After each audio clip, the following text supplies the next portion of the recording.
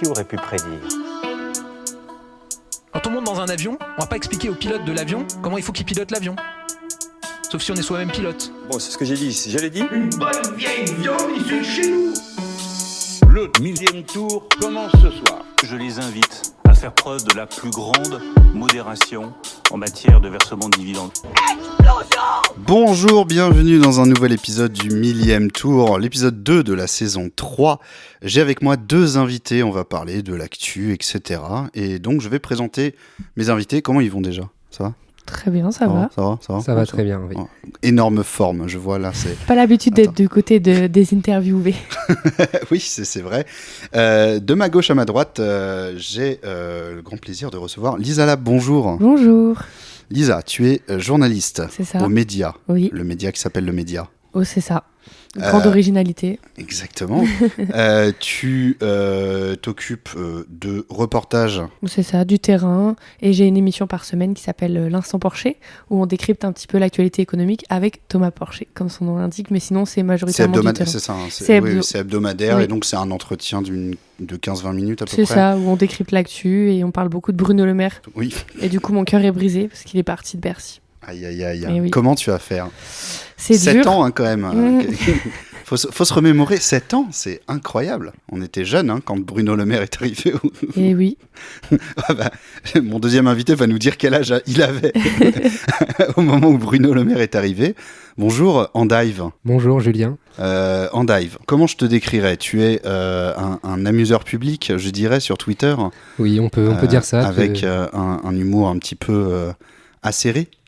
Acéré, oui. Acéré, C'est acerbe. ça. Acerbe, des fois très cru.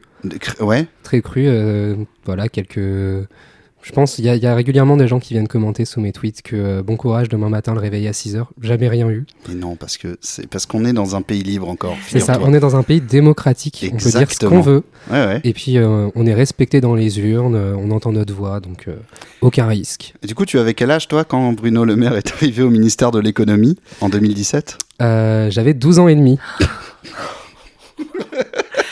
Voilà. Donc, c'est dire si Bruno Le Maire va nous manquer. Bruno Le Maire, voilà, pour toi, c'est un peu comme le Père Noël, un peu. C'est un petit peu comme mon voilà, père spirituel. Tout simplement. Voilà, c'est ça. Autre fait marrant, je pense qu'à 12 ans, ma conscience politique, c'était j'étais content que Macron soit passé parce qu'on n'avait pas eu Marine Le Pen. Oui, mais je comprends. Voilà. Je comprends. Mais quand on a 12 ans, c'est tout ce qu'on connaît. Mais moi, je vais pas te mentir, même si j'ai voté 1 milliard de fois autre chose avant, malgré tout, au deuxième tour 2017, je me suis dit, bon, quand même, ça va. Et en plus, j'ai revu d'ailleurs, j'en profite, j'ai relu des discussions que j'avais avec des gens avec qui je parle politique. Je me suis dit, je vais taper des mots-clés, je vais retrouver, me remettre dans le contexte de discussion vraiment de genre la veille du second tour, ou même la veille du premier tour, des trucs comme ça, où on discutait, Mélenchon, blabla, Macron et tout. Et vraiment, on n'était pas prêt, en fait, à ce que Macron allait nous faire, quoi. C'était vraiment mes discussions. Pas à ce point-là. Ouais. Pas à ce point-là, Lisa fait une tête. Non, mais parce que économiquement, c'était tellement couru d'avance. Oui. Après, socialement et niveau immigration, il y a eu une carotte, hein, c'est sûr. Je parlais vraiment plus du social. Je parlais de toutes les questions, notamment LGBT, où il y a eu genre 2-3 avancées. Franchement, t'abuses, il a mis Gabriel Attal Premier ministre quand même. Ouais, symboliquement. Premier ministre. En vrai de vrai, pendant le mandat Macron, il y a eu aussi beaucoup de facilité, notamment dans les parcours de transition, etc. Mais en tout cas, par contre, il y a vraiment eu des discours, surtout depuis le début du second mandat, qui allaient pas du tout. Et sur l'immigration, on en a parlé. Enfin, ça n'a rien à voir. J'ai revu récemment aussi son grand entretien de 3 heures à Mediapart. C'était pile la semaine où il a déclaré sa candidature pour 2017. Et il te parle d'immigration, le man est de gauche, quoi. Ouais, après, le programme économique, c'était vraiment de désosser les services publics, de désosser les associations, etc. Et on sait que les services publics et les assos, c'est les premiers garants des parcours de transition, de la protection des femmes ou des personnes LGBT, des personnes racisées. Donc, il y avait quand même un petit début de projet qui se profilait. Mais oui, dans le discours, c'est sûr qu'on n'est pas dans la même veine. J'ai essayé de défendre Emmanuel Macron. Désolé. Mais Moi, c'est quelque chose que j'ai régulièrement reproché sur les réseaux sociaux à la Macronie, parce que je fais quand même quelques tweets sérieux de temps en temps. Chaque année, on a des tweets, par exemple la journée mondiale de lutte contre l'homophobie et de la transphobie le 17 mai. On a des grands tweets des ministres en mode célébrons qui nous sommes, soyez fiers d'être vous et tout. Mais en fait, c'est hyper hypocrite quand on sait que, par exemple, ils ont mis super longtemps à mettre en place la PMA pour toutes, et qu'en plus de ça, ils ont exclu les personnes trans de ce texte de loi. Qu'ils ont exclu les personnes trans du texte de loi sur la constitutionnalisation de l'IVG, ou qu'encore l'interdiction des thérapies de conversion, elle a été méga tardive, alors que c'était une mesure qui était portée en plus par une députée macroniste depuis un bon moment, quoi. Ouais, bon, donc je disais, j'ai voulu défendre Macron, mais non, ça ne marche pas. On va parler de diverses choses dans cet épisode.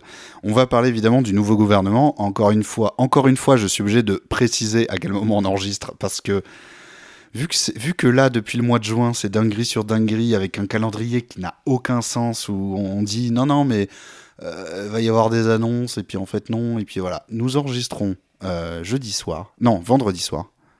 Oui, vendredi soir. Nous sommes le vendredi 20 septembre. Donc là, où est-ce qu'on en est ? Il y a la liste que Michel Barnier a fait pour ses ministres, qu'il a remis à Macron, et Macron, en gros, il fait sa liste de courses, enfin, il met ses vétos, machin.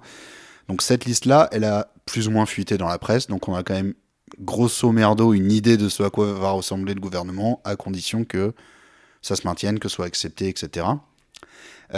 J'avais noté notamment une personne, mais apparemment entre-temps, là, toute l'après-midi, il y a eu l'info comme quoi, a priori, ça a demandé à ce que ça dégage, c'est Laurence Garnier.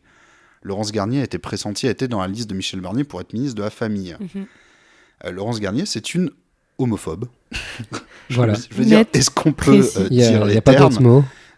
C'est une homophobe, militante vraiment active de la Manif pour tous en 2013.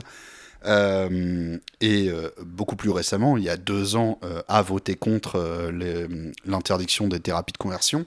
Ça pose quand même le truc quand on en est là, parce que tu disais c'est venu vachement tardivement, mais même tardivement comme c'est venu, il y avait quand même des gens pour voter contre. Ah mais oui, bien sûr. Donc ça, apparemment, Macron a dit c'est abusé quand même.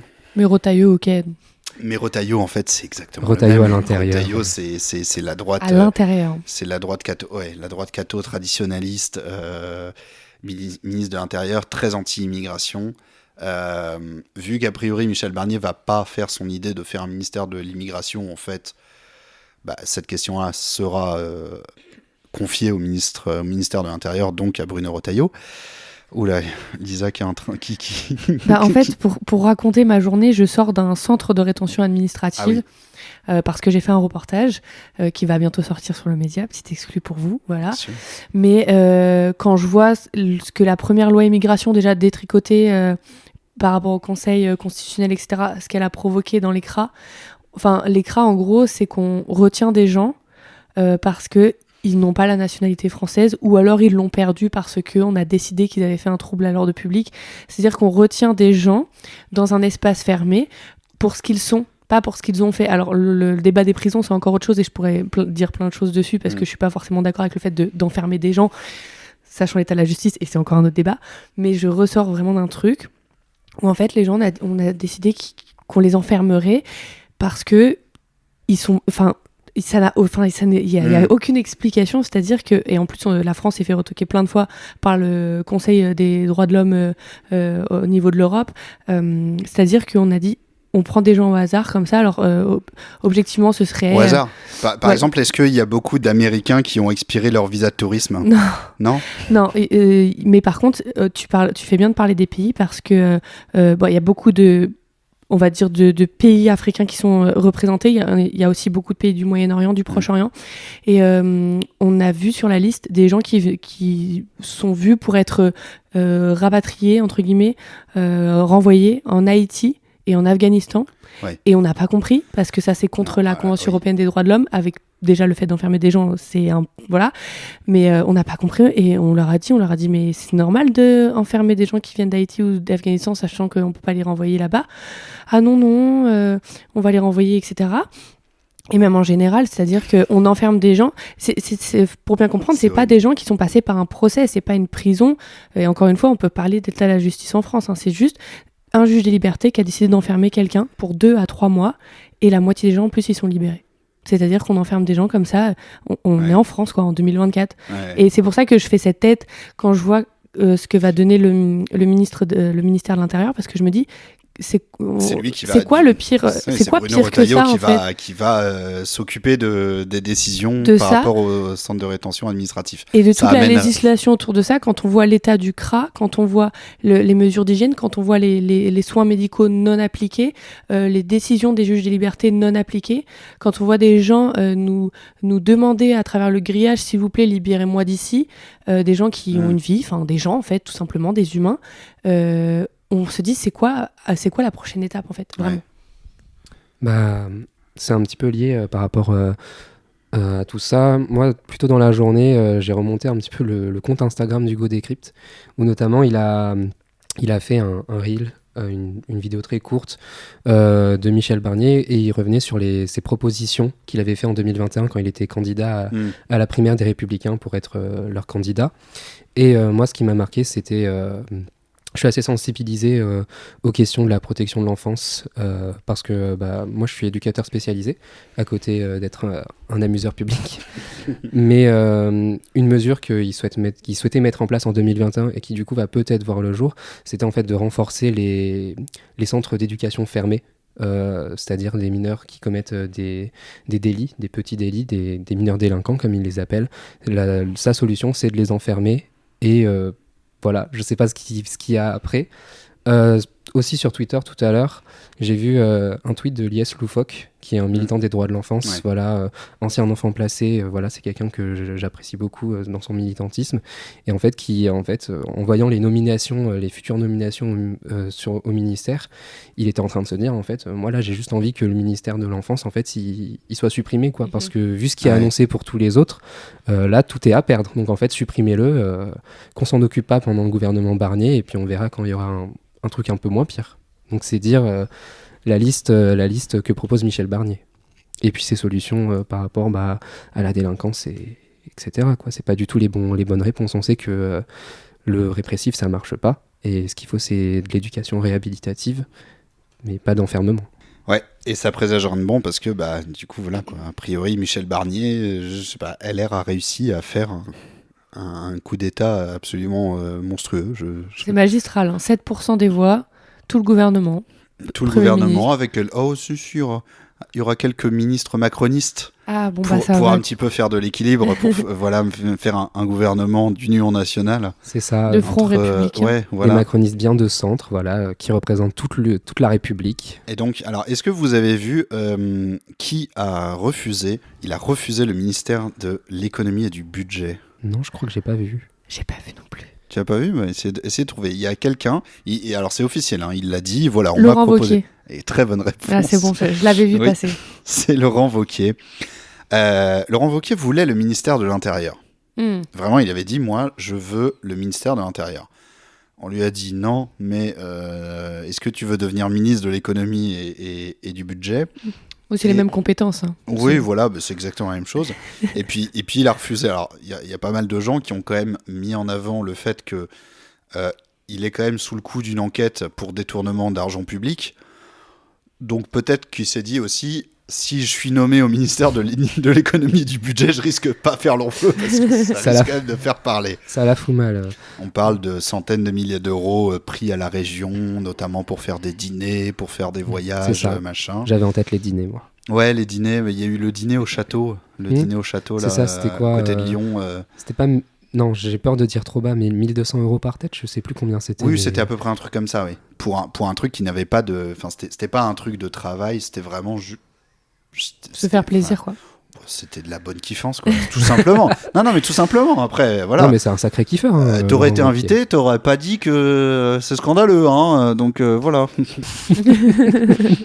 Je regarde un petit peu la liste des noms, je regarde un article qui dit... Si vous avez des choses à dire sur certains noms. Est-ce qu'on sait qui c'est le ministre d'hiver gauche qu'ils veulent mettre ? Non, toujours pas. Alors ils disent... Peut-être c'est Agnès Pannier-Runacher parce qu'elle a dit qu'elle était de gauche. En fait, ça a l'air trop cool parce qu'ils disent tous qu'ils sont de gauche. Ils veulent pas, il y en a, ils veulent pas assumer qu'ils sont de droite. Genre, vous avez fait la pire politique économique jamais connue sous Sarkozy. Sarkozy rêvait de ce que vous avez fait, vous avez réussi à le faire. De ouf. Et vous êtes là à dire, non, en fait, je suis de gauche. Et... Pardon, mais c'est pas possible. C'est trop drôle. Si seulement il n'y avait pas des humains en danger, ce serait quand même très, très, très ridicule. Bernard Cazeneuve. Alors, il y a Sophie Primas.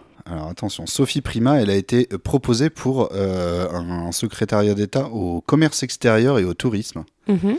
Voilà, Sophie Primas, ça vous inspire, non Alors apparemment, c'est une proche de Gérard Larcher. Okay, apparemment, super. c'est lui qui a poussé en sa faveur. Ah bon. Ah bah, ça annonce la couleur. Ça annonce tout bien. Elle s'est également rapprochée de David Linard. Et après, elle avait dit je quitte LR quand Éric Ciotti s'est allié avec le RN. Mais finalement, elle est restée au groupe LR. Voilà. Sénateur LR du Rhône, François-Noël Buffet, pourrait se voir confier l'outre-mer. Ok. Donc voilà. Encore une fois, qui a voté pour ces gens?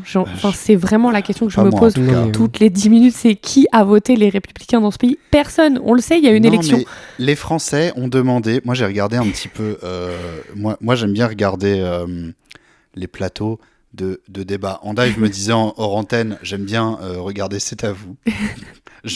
Attention, tu la dévaux. Je te out. Ah non mais tu peux. Hein. Moi... BFM à 22h30 quoi. Moi, mon péché mignon, c'est les plateaux à la con avec des gens. On dirait qu'ils ont une grosse liste avec plein de noms. Ils en piochent 3. Ils disent oui, ça fera un plateau très intéressant. Et Quotidien. C'est comme ça que ça se fait, sache. Ouais, mais Quotidien, c'est encore autre chose. Quotidien, je vois que les extraits sur Twitter des gens qui se plaignent d'un extrait. Donc en vrai, j'ai que cette image-là, mais je regarde pas du tout. Non, mais sur France Info, en fait, il y avait un politologue qui était là et qui disait oui, les Français sont quand même assez paradoxaux. Ils sont assez paradoxaux parce que à la fois ils disent qu'ils veulent en finir avec le macronisme, machin, et à la fois ils mettent le groupe macroniste en majorité au sein du bloc central. Je suis là, mais de qui tu parles en fait? T'es conscient quand même que c'est plein de gens qui ont voté à chaque fois pour un truc différent. C'est pas tous les Français. On s'est rassemblés entre nous et on a dit ok, donc on est tous d'accord, on va mettre 18% pour les macronistes. Ok, non, pas du tout. Il fait je comprends pas les Français. À la fois ils veulent plus de Macron, à la fois ils donnent quand même des sièges de députés. Oui, parce que ce ne sont pas les mêmes gens qui votent. Surtout que l'élément de langage est quand même intéressant de dire ils ont mis des macronistes en majorité dans le bloc central, qui n'est même pas majoritaire à l'Assemblée. Donc...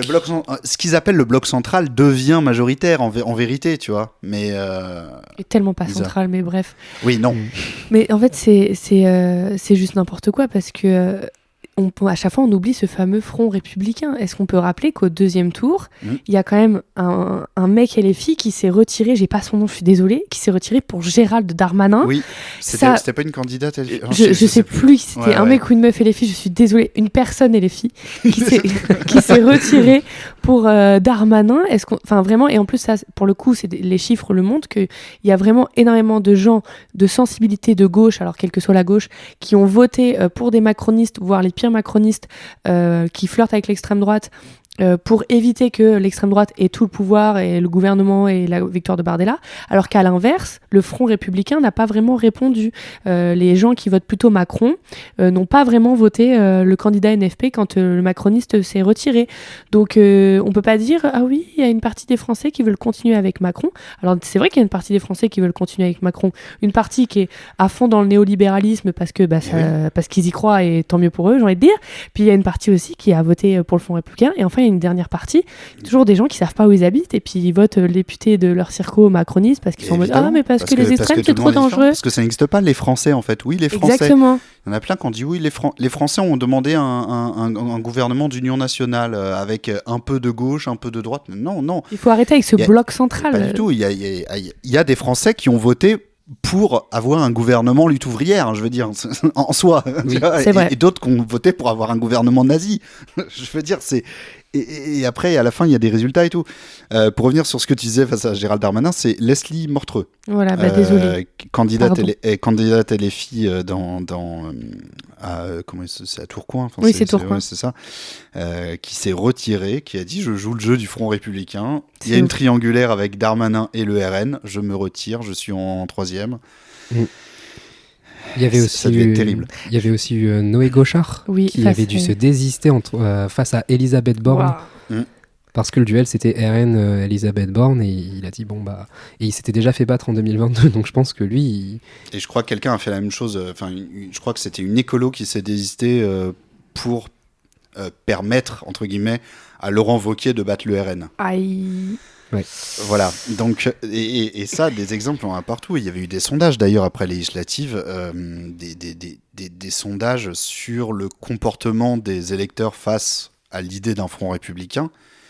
Et en fait, tu voyais que, j'ai plus le chiffre en tête, mais vraiment genre les 3/4, c'était au moins les 3/4 des électeurs électrices de gauche, quand ils étaient concernés, jouaient le jeu du Front républicain, du Front républicain, en tout cas de voter pour, contre machin. Il y a eu un vrai report de voix de la gauche sur Macron et à l'inverse, non. Et même sur LR. Oui. Même sur LR. Et l'inverse, effectivement, beaucoup moins systématique, voire négligeable en réalité. Cette capacité qu'ont les macronistes d'oublier ce report de voix à chaque fois, vraiment, c'est en 2 minutes, ils l'ont oublié. Et j'étais à l'Assemblée nationale le lendemain ou le surlendemain, bref, des résultats, et on leur posait la question, on dit, est-ce que vous êtes au courant qu'il y a un vrai peuple de gauche qui veut le programme du NFP, etc., qui veut augmenter le SMIC, qui veut... Alors, c'est pas un programme... Encore une fois, spoiler alerte, mais le programme du NFP, c'est tranquillou, c'est de la gauche tranquillou. Oui. C'est du social-libéral... du social-démocrate, pas social-libéralisme, du social-démocrate. Et donc, voilà, encore une fois, tranquille. Et non, nous sommes arrivés, il faudra faire avec toutes les composantes. Nous sommes arrivés deuxième, il n'y a pas de... Non, même pas. Il n'y a pas de vainqueur, on est tous ex-aequo, machin. Et ça, c'est un truc de fou, parce que ça dégoûte les gens. Et Macron, quand il dit ce vote m'oblige, il lui a rien obligé du tout à part avec le RN. Donc ça, je trouve ça dingue, en fait, j'arrive pas à ratterrir à chaque fois que je repense à ça, donc c'est-à-dire tout le temps, je me dis, on est où? Enfin, c'est un truc de ouf, genre qui a voté pour ces gens? Et là, d'avoir donné le gouvernement à ceux qui ont vraiment fait le pire score, pire score dans les grosses parties, et encore une fois, les macronistes auraient pu tendre le bras à gauche quand ils disaient, il n'y a pas de... Il n'y a pas de majorité commencée, etc. Oui, non, mais c'est parce qu'il voulait pas tant de... La fable Cazeneuve, quoi. Macron, il voulait nommer Cazeneuve, mais les extrémistes du PS, tendance Olivier Faure, qui sont attachés à Mélenchon, enchaînés à Mélenchon, ne voulaient pas que ce soit Cazeneuve, donc il a été obligé de nommer Michel Barnier. Voilà. En plus, François Hollande, il s'est exprimé dessus, sur France Inter. Il parlait justement de cette rumeur Cazeneuve qui est apparue, et même Olivier Faure l'a démonté. Jamais le PS n'ont fait un vote contre la nomination de Cazeneuve. C'était dans le plan de Macron de brouiller les esprits et les pistes de Michel Barnier avec Cazeneuve, parce que aussi, c'est ce que disait François Hollande, c'est que s'il nommait Bernard Cazeneuve, en fait, ça allait être la continuité de la politique de Hollande, et c'est pas ce que veut Macron. Lui, il veut faire plus loin qu'Hollande. Donc... Oui, et Cazeneuve, c'est un proche de Hollande, et Macron et Hollande se détestent sincèrement, pour le coup. Donc, oui. Et le jeu des journalistes dans tout ça, c'est-à-dire que, encore une fois, les Français avaient voté, alors ils ont voté des choses différentes, etc. Mais encore une fois, il y a eu quand même un scrutin, quoi. Ouais. Et on se retrouvait avec des noms qui venaient de nulle part sur les bandeaux des plateaux télé. Et en fait, on avait l'impression que c'était un peu Macron avec les journalistes qui faisait la partie. Et je sais de quoi je parle parce que je suis journaliste, mais je veux dire... Oui, mais t'es pas... Je suis dans un média indé, bien sûr, mais de balancer des noms comme ça... on avait l'impression que le jeu se faisait sans les Français. C'était vraiment une ambiance chelou. Genre, du jour au lendemain, on déterrait des noms que personne n'avait voté pour, que personne n'avait demandé. C'est-à-dire que des noms sortent d'un parti qui est arrivé premier, pourquoi pas, que des noms sortent de Macron parce que c'est le président et qu'il veut imposer. Voilà, mais que les journalistes aient joué le jeu là-dedans à ressortir des gens que eux connaissaient parce que ça les rassurait. J'ai trouvé ça, c'était vraiment tellement antidémocratique comme période. Bon, elle est encore en cours de toute façon, mais j'ai trouvé ça, les spéculations ont rendu fou aussi parce que en fait, c'est juste les gens ils étaient en mode ok, je m'en fous, ça me dégoûte et de toute façon, ça sert à rien de voter. Et c'est dommage qu'on en arrive à cette conclusion, quoi. Et puis il y a aucune prise de conscience chez les grands médias de cette antidémocratie, de ce coup d'État qu'il y a de nommer Michel Barnier. Enfin, moi, j'ai revu des extraits du journal de 20h là, de TF1 quand il y a Michel Barnier, ils étaient en mode c'est lui, notre nouveau Premier ministre, Michel Barnier. Ouais. Et en fait, t'as l'impression qu'ils sont Mais je renvoie dans un autre monde. Je renvoie à la vidéo de Usul et Loumi, Rhinocéros sur Blast, le premier épisode de la nouvelle saison qui vient de commencer, qui parle justement de ça.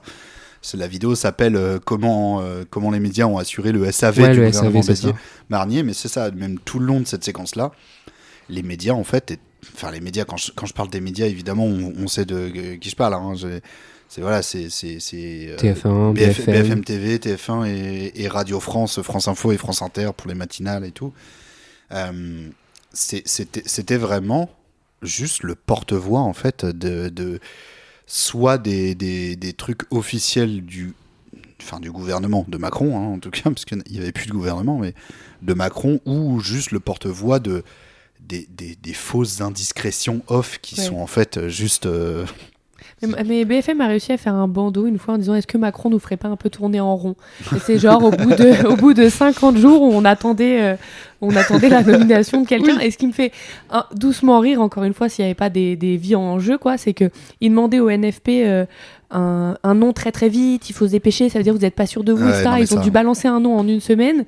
Par contre, Macron, il y a la trêve olympique, puis il y a la trêve paralympique, puis je suis en vacances, puis il faut que j'ai le temps, machin. Et en plus, il a dit non à Casté parce qu'elle n'aurait pas le temps, selon lui, qu'elle n'aurait pas les capacités de former un gouvernement. Donc il a mis Barnier en disant lui, il y arrivera. Et il n'y arrive pas du tout. Il n'y arrive pas. Ça fait 2 semaines. C'est même pas sûr qu'il arrive à passer une censure. Je veux dire, on peut pas en être plus sûr que Lucie Castet, si elle avait eu le temps de former un petit gouvernement. Je l'avais expliqué, je crois que c'était dans le dernier épisode du 1000e tour, que s'il avait nommé Lucie Castet de suite, qu'est-ce qu'on en sait si elle aurait pas fait un 20h qui aurait convaincu les gens. Et que derrière, les gens, en fait, tu sens après dans les enquêtes d'opinion que les gens sont plutôt réceptifs à l'idée que ce soit elle la première ministre et que du coup, au moins les ministres macronistes se disent on va pas voter la censure, alors qu'a priori ça a l'air de passer et que ça a l'air de plaire aux gens, on passerait pour des cons, etc. En fait, on n'en sait rien parce que il a même pas voulu laisser tenter cette chose alors que ça aurait été le truc normal, quoi. Non, parce qu'il aurait eu peur que dans les 48 heures où il la nomme, il y a un décret sur la réforme des retraites, c'est ça. Des décrets, voilà, et que ça aurait été tout ce qu'il a mis en place là depuis 7 ans. Il y a plein de petits morceaux qui s'en aillent déjà, ça l'aurait fait chier. Et c'est pour ça qu'il a essayé de, avec encore une fois sur les éditorialistes et tout qui ont vachement aidé, à faire répandre l'idée dans le commun des mortels que c'était ingouvernable, c'était impossible, etc. Déjà, à quel moment on dit que c'est ingouvernable avant d'avoir essayé de gouverner, de une, et de deux, quelle responsabilité pour les macronistes? Pourquoi vous dites que c'est ingouvernable? Parce que vous voulez pas qu'il y ait un gouvernement de gauche, mais après 2 ans, ce gouvernement n'était déjà de base pas gouvernable. Il a dû gouverner par 49-3. Donc on dirait que ça tombait du ciel. C'est bien que c'était ingouvernable aussi. C'est ça, et on dirait que ça tombait du ciel, le fait que ce soit ingouvernable. Mais en fait, non, ils avaient une vraie responsabilité là-dedans. Et ça, c'est vraiment un truc macroniste de sauter toutes les responsabilités, de dire oui, de toute façon, c'est ingouvernable. Mais vous votez, en fait. Donc faites pas comme si vous aviez pas votre rôle à jouer là-dedans sur le fait que ce soit gouvernable ou pas, en fait. Et le pire dans tout ça, c'est qu'on essaye de faire croire que tout ça, c'est la faute de la gauche. Si c'est ingouvernable maintenant, c'est la faute de la gauche. On n'avait pas à s'unir, on aurait dû perdre. Voilà, comme ça, les macronistes auraient retrouvé la majorité absolue. Ça, c'est un truc qui m'a toujours étonné au moment des élections législatives. Les médias, ils disent implicitement qu'il faudrait donner absolument une majorité absolue au président de la République parce que 2 mois avant, il a gagné. Mais en fait, non, c'est pas comme ça que ça marche, les élections. Et quand il faut que ce soit stable. C'est ça. Et quand la gauche arrive en majorité, on lui dit non, c'est pas possible, c'est ingouvernable, c'est de votre faute. C'est de la faute à la gauche. Et même là, Michel Barnier, tout le monde nous dit c'est de votre faute. Oui. C'est notre faute ou pas, vous pensez que... Moi, je pense que oui. Hein. Mélenchon, il crie trop, c'est pour ça. Est-ce que vous vous sentez fautif? Est-ce que vous n'avez pas un peu honte, là? Si, moi j'ai honte, j'ai terriblement honte. Voilà. Donc, en tout cas, à l'heure qu'il est, là, vendredi soir, c'est là qu'on en est. Alors, théoriquement, le podcast va sortir demain, hein. Donc samedi, est-ce que des gens auront le temps de l'écouter avant qu'un gouvernement soit nommé? Je n'en sais rien. Est-ce qu'il n'y aura pas quelques noms qui seront des véritables dingueries auxquelles on n'était pas prêt? Ça peut arriver aussi. Que va-t-il se passer? Je n'en sais rien. Mais une autre anecdote antidémocratique de la part de Macron, c'est depuis Macron que les ministres ne sont plus annoncés. Vous savez, avant, il y avait un petit monsieur qui venait et qui disait le gouvernement sera composé de un tel, un tel, un tel. Comme ça, tous les journalistes. Alors, il y avait des bruits de couloir, mais tout le monde le savait en même temps, tous les médias et les gens. Mais il y a plus ça. Depuis que c'est Macron, il envoie la liste, alors qui peut être fausse ou vraie, parce que le truc des off, c'est aussi pour manipuler les journalistes et lancer des rumeurs sur les plateaux, et ça marche bien, on vient d'en parler. Et donc, du coup, et prendre la température. Voilà, et donc, du coup, il envoie à des journalistes, à ceux avec qui il a un bon contact ou que sais-je, ou stratégiquement. Enfin, après, moi, je suis pas dans les petits papiers, aux médias, ça se saurait. Mais il t'envoie pas, toi? Non, je reçois pas le petit mail de l'Élysée avec la liste des ministres. Je suis un peu déçue, mais bon. Non, mais maintenant, c'est par voie de presse, mais que certains journaux. Donc en fait, c'est-à-dire que nous, si on est un média indé, on doit attendre la liste, on doit attendre que BFM ou Le Parisien ou France Info balance la liste. Donc déjà, nous, ça touche l'indépendance des médias, de une. Puis de deux, c'est hyper antidémocratique cette manière de faire, et c'est hyper anecdotique par rapport à ce qui se passe, parce que le gars a quand même nommé un Premier ministre qui n'a rien à voir avec ce que les gens ont voté. Donc à côté, ça, c'est anecdotique, mais ça raconte quand même un peu les manières de faire de la part d'Emmanuel Macron et de comment il considère la presse, en fait, et les journalistes. Et donc ça fait quand même quelques années que la liste, on l'attend comme ça par petites bribes et tout, et c'est vraiment un truc qui a changé. C'est vraiment un changement d'annonce par rapport à depuis qu'il y a Macron. Mais c'est vrai, mais est-ce qu'il y a quand même, juste on s'y intéresse plus, a priori c'est le secrétaire de l'Élysée qui va sur le petit perron et qui dit froidement la liste, monsieur sur conseil à nommer machin ministre de trucs. Alors, il me semble qu'il le fait toujours, mais la liste a déjà été balancée. Oui, en fait, on sait déjà tout. Et sur le plateau, au final, ils diffusent même pas ça. Ils discutent de cela. Ils attendent aussi les passations. Oui. Ça aussi, là, les passations de pouvoir, maintenant, là, il va y avoir ça. Il va y avoir ça ce week-end ou lundi, je pense, mardi. Voilà, une fois. Alors, petite anecdote. Je sais pas si je l'ai déjà raconté. Mais si, je l'ai raconté en plus. Je l'ai raconté dans l'épisode qui s'appelle EDM en slip. Je l'ai écouté. Voilà. L'année dernière, non, mais pour dire vite fait, j'avais été pris pour m'occuper de manière technique d'une passation de pouvoir au ministère de la Justice. Une passation de pouvoir qui n'a pas eu lieu. Et donc là, j'ai appris que, en fait, c'était un moment d'un remaniement. Et Macron, il fait son maître des horloges, il fait son secret, machin. C'est-à-dire, les ministres de base n'étaient pas au courant de s'ils allaient, à ce moment-là, s'ils allaient dégager ou pas. Je sais plus, je crois que c'était au moment où Borne a été nommé Premier ministre. Je sais plus, il me semble que c'est à ce moment-là. Et du coup, j'étais allé au ministère de la Justice. Pour Dupond-Moretti, du coup. Pour Dupond-Moretti, qui finalement a été maintenu. Donc en fait, j'ai passé 2 jours au ministère de la Justice, parce qu'il a fallu 2 jours ou 1 jour, je sais plus. Mais en tout cas, il a fallu installer plein de matos, installer une scène, installer le fond bleu, le pupitre, tester les micros, les caméras, mettre les petits drapeaux, etc. Et ensuite, on attendait. Et juste, on attendait pour que ça se passe et qu'ensuite, on désinstalle. Jusqu'à ce qu'à un moment, en fait, quelqu'un vienne nous voir et dise « C'est bon, on a la confirmation qu'il reste à son poste, donc il n'y aura pas de passation, vous pouvez ranger. » T'as quand même été rémunéré. Oui, bah heureusement. Ça montre quand même l'orga du. Mais t'as vu, en fait, mec, genre il y a ça, quoi. Et en fait, juste parce que Macron, il fait son mystérieux, parce que selon les moments, soit il en dit trop à la presse, soit il fait son mystérieux jusqu'au bout. Là, il était dans un mood mystérieux, au point que même les ministres eux-mêmes, jusqu'au moment où il y aurait peut-être eu la passation de pouvoir, n'étaient pas au courant, au point de cette séquence. Au point de gens qui bossent pour monter un truc, au cas où il y a une passation de pouvoir, parce qu'en fait, tellement personne ne sait, si elle a lieu par surprise dans une demi-heure. Ça, c'est un peu il a un peu des moves de manager toxique, en vrai. Ouais, J'aimerais pas l'avoir en chef. Moi, je pense surtout, en vrai, quand je pense à Macron, que il a ce truc un petit peu de faire le mystérieux. En fait, il a tellement un ego surdimensionné. En vrai, ce mec, je pense, encore plus quand tu le connais personnellement, j'imagine.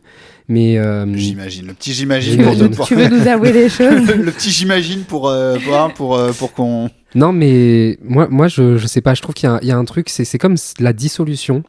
Au fond, il était vraiment pas obligé de la faire, mais je sais pas, il y a un petit peu ce truc comme si c'est un gros bandeur, tu vois, de la Constitution de la 5e République, et parce qu'il peut le faire, il veut le faire, comme ça, il peut marquer l'histoire et on se souvient de lui. Moi, j'ai surtout l'impression que des fois, il fait des moves au-delà d'être un gros connard social, libéral et tout, il fait des moves vraiment pour se dire plus tard je serai dans les livres d'histoire parce que j'aurais fait cette dissolution. Il y a vraiment ce truc-là, j'ai l'impression qu'il a vraiment... je sais pas si c'est le bon terme, mais une sorte de fétiche autour de la 5ème République et de la Constitution, à user de tous ces trucs-là, du vocabulaire républicain et tout, parce que il veut qu'il y ait des moments. Voilà, il veut qu'il y ait des moments. C'est un gros kiffeur. De quoi ? Je dis c'est pas le seul, parce que je repense à Léa Salamé qui explique que sa vision du journalisme, c'est moi, je crée des moments. Voilà, il a une vision de la politique qui est ce que Léa Salamé est au journalisme. Non, mais c'est vrai, il y a un truc très perso, très autoritaire, vertical. Après, moi, j'aime pas trop psychologiser les personnes politiques, mais c'est vrai qu'il y a un truc très je suis le chef, quoi. C'est ça. Je suis le chef, à tout moment, je dissous l'Assemblée, je vous fais sauter de votre poste, j'annonce quand je veux, à qui je veux, à n'importe quel média. Je donne mon interview à ce média-là si je veux. On se rappelle du débat de l'entre-deux tours en 2022. Je veux cette journaliste ou pas. Voilà. C'est clair. Qui se rappelle qu'il était candidat et qu'il a participé à aucun débat. Non, mais ça, c'est encore une fois, c'est passé hyper crème. C'est-à-dire qu'il y a un candidat à l'élection présidentielle qui a dit non, moi je fais pas de débat, ça sert à rien. Il a déclaré sa candidature au dernier moment, en plus de manière, je crois que c'était pas conforme parce qu'il l'a déclaré sur son compte Twitter personnel alors qu'il aurait dû le faire par le biais d'un compte de son parti politique, c'est ça, parce qu'en fait c'est ça en fait, la parole présidentielle normalement quand c'est d'accord. ça, quand tu es président de la République tu dois utiliser les comptes officiels des gouvernementaux. Normalement Macron il devrait s'exprimer sur le compte Twitter de l'Élysée et en fait il s'exprime via son compte personnel @Emmanuel Macron et il a publié sa lettre dessus, mais du coup vu qu'il l'utilise dans sa fonction de président, c'est pas légal. C'est un petit peu comme aux États-Unis, par exemple, Joe Biden. Il y a le POTUS et il y a son Joe Biden. Il y a POTUS, c'est pour son compte où il fait ses annonces en tant que président, et Joe Biden, c'est ses annonces en tant que pour le Parti des démocrates. Pas du tout qu'il y avait des trucs. Mais du coup, c'était pas légal en 2022 son annonce. Donc il devrait être en prison en fait, tout bonnement. Pas que pour ça, mais oui. Tout bonnement. Mais même sa façon de gérer les Jeux Olympiques aussi, où il s'est quand même beaucoup mis en avant. Très tactile, faut arrêter de toucher les gens. Faut arrêter de toucher les gens. Sauf aux Paralympiques, on se demande pourquoi. Oui. Est-ce que tu as vu qu'il souhaite mettre en place une fête, un jour national du sport le 14 septembre. Concurrence à la fête de l'humanité, mais bon, on dira rien. Non, et puis surtout, encore une fois, il décide de quelque chose. Mais il y a du sport à la fête. Il y a du sport à la fête de l'humanité, parce qu'il y a les 10 km de la fête de l'UMA tous les dimanches. De la fête de l'UMA, il y a un 10 km dans la fête de l'UMA. Ouais. C'est vrai ? Alors, je sais pas s'ils l'ont refait cette année, mais depuis des années, il y a toujours ça. Bah, j'y vais depuis 5 ans, mais après, le dimanche, souvent, c'est une journée qui est... Le dimanche matin, en plus, je précise. C'est genre à 9h du matin, le dimanche. Ah ouais, non, ok. Un truc du genre. Et il y a les 10 km de la fête de l'UMA où on fait... c'est une course, quoi. C'est un semi-marathon, genre dans la fête de l'UMA où tu peux t'inscrire et tout. Et on gagne quoi ? Des médailles, j'imagine. Je sais pas. Est-ce qu'on gagne des livres dédicacés par Fabien Roussel? Par Fabien Gueux? Non, Fabien Roussel, c'est des saucisses dédicacées. C'est vraiment pas si. Est-ce que vous avez vu le mélodrame à la Commission européenne, le commissaire européen qui représente la France, Thierry Breton, qui a claqué la porte? Oui. J'ai vu passer ça, oui. Et est-ce que vous avez vu qui a été proposé par Emmanuel Macron pour le remplacer? Séjourné? Exactement, oui, Stéphane Séjourné, donc qui n'est plus au gouvernement, même si théoriquement il est encore en poste. Moi je croyais que là tous les postes étaient vacants, mais j'ai vu que jusqu'à ce qu'un autre ait été nommé, il n'y a pas de vacances. Non, toujours ministre démissionnaire pour gérer les affaires courantes. Il gère les affaires courantes notamment des décrets de l'Europe et des affaires étrangères. Et alors, le saviez-vous, en 2007, Stéphane Séjourné, ce même Stéphane Séjourné, j'ai vu une photo qui a ressurgi. Il était en manif contre le CPE, le contrat de première embauche, à l'époque de Dominique de Villepin, sous Chirac. Non, attends. C'était encore sous Chirac. Oui. C'est en 2006 même. C'était 2006. Ah oui, pourquoi j'ai marqué 2007 ? Je ne sais pas. Donc il était en photo dans une manif, au premier rang du manif, juste derrière la banderole. Et quel signe distinctif il avait qui est assez étonnant aujourd'hui. C'est un syndicat ou pas ? Non. C'est genre une asso ? Non, mais il était derrière une banderole, mais en fait, il avait sur lui quelque chose qui est assez étonnant quand on connaît sa vie aujourd'hui. La casquette CGT Astras ? Non, ce n'est pas ça. Mais c'est quelque chose de vestimentaire. Un point levé ou... Non, c'est quelque chose de vestimentaire. La colle. T'as dit quoi, la colle? Ah, oui, la colle. Ah, ben c'est ça, c'est la devinette. C'est la devinette. Il avait un truc vestimentaire. Posez-moi des questions. C'est un chapeau, du coup, quelque chose qui se met sur la tête. Alors, ça peut se mettre sur la tête. Ok.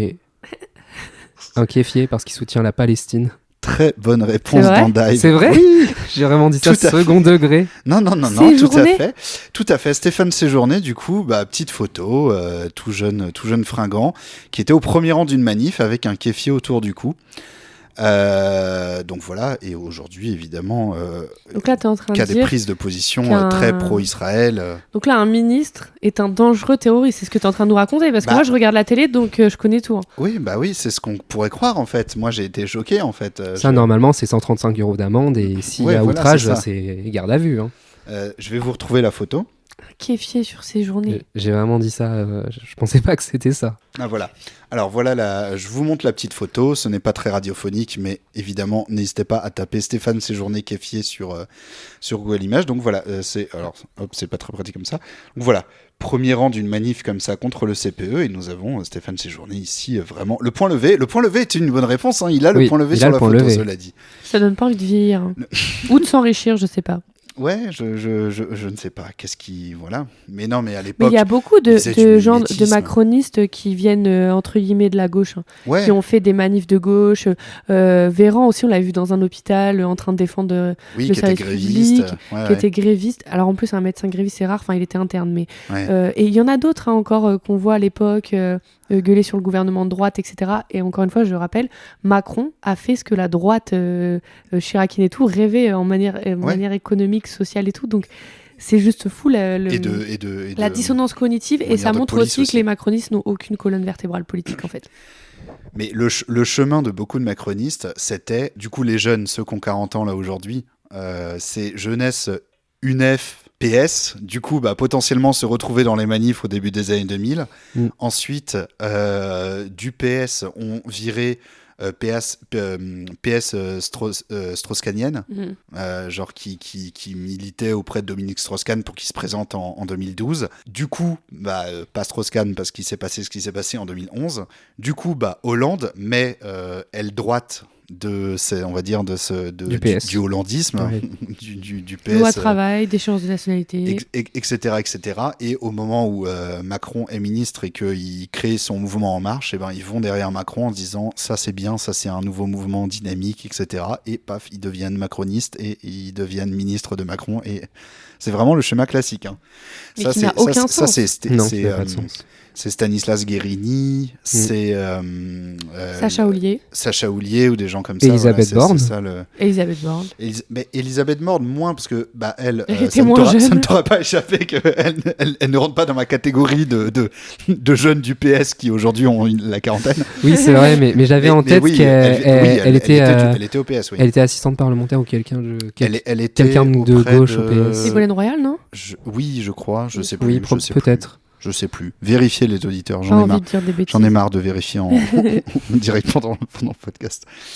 Mais j'ai revu en voyant le cache à investigation de cette semaine-là sur les cabinets de conseil McKinsey, il y avait notamment un passage où ils remettent Emmanuel Macron quand il lance En Marche.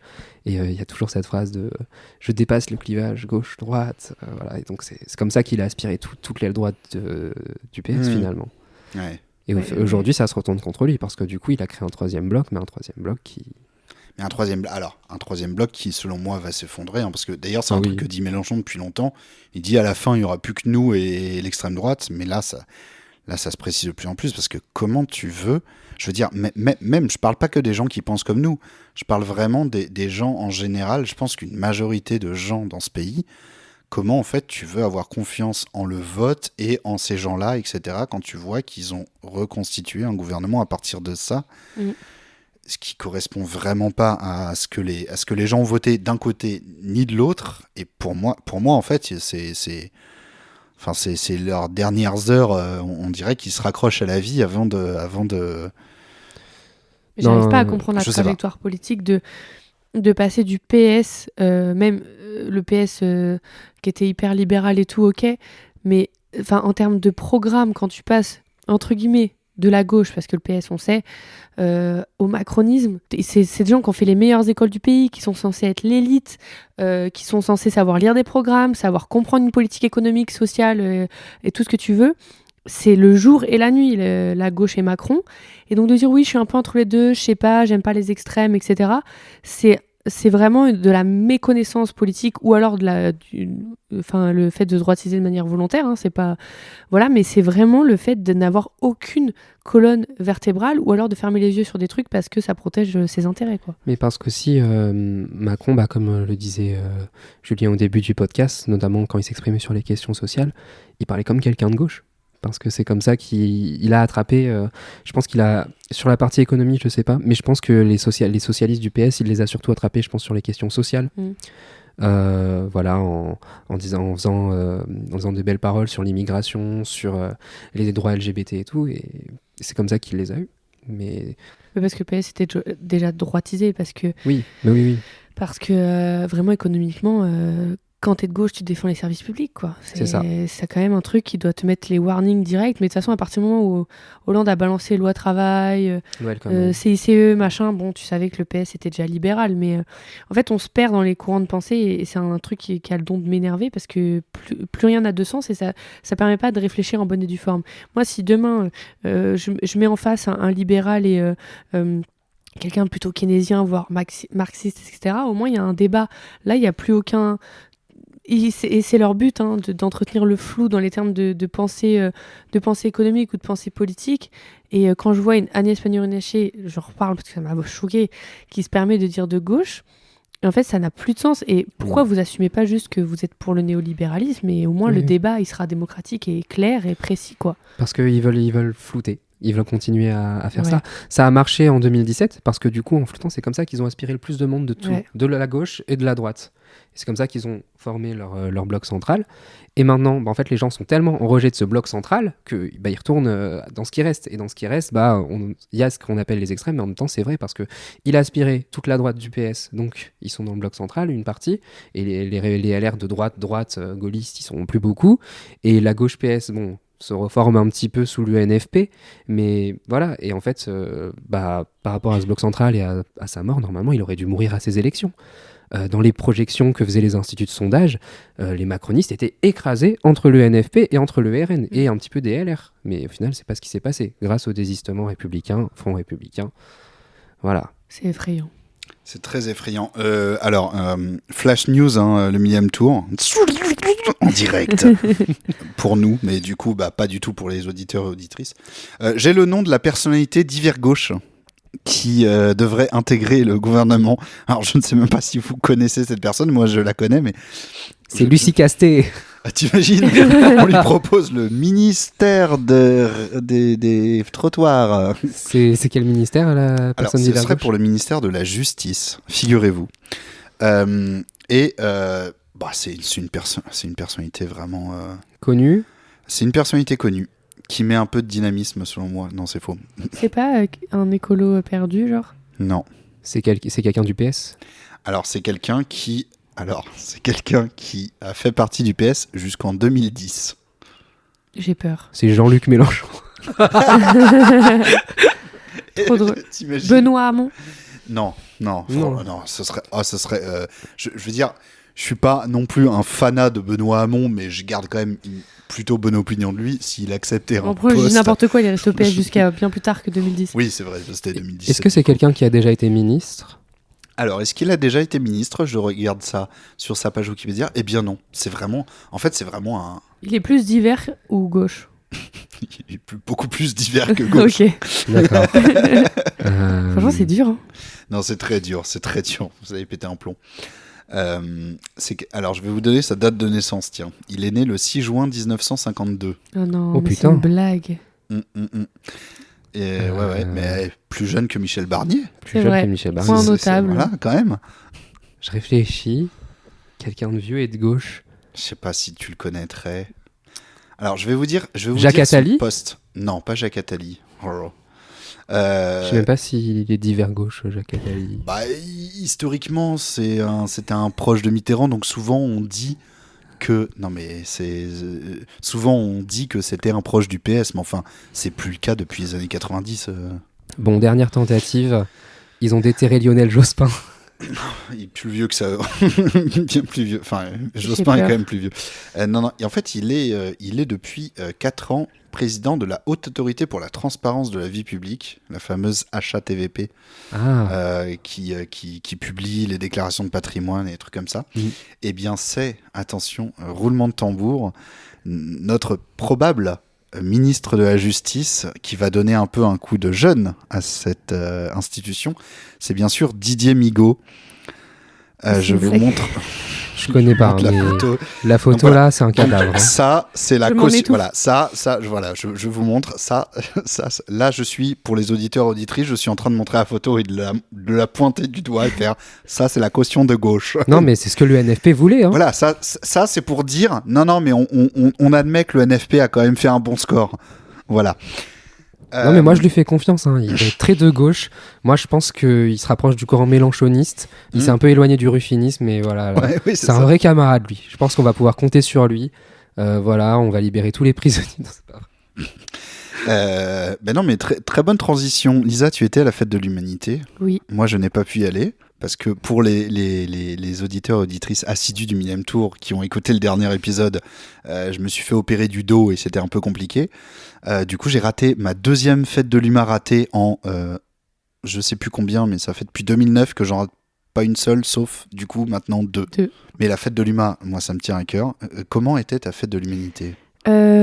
Franchement, c'était trop bien, mais après, j'ai ça tous les ans.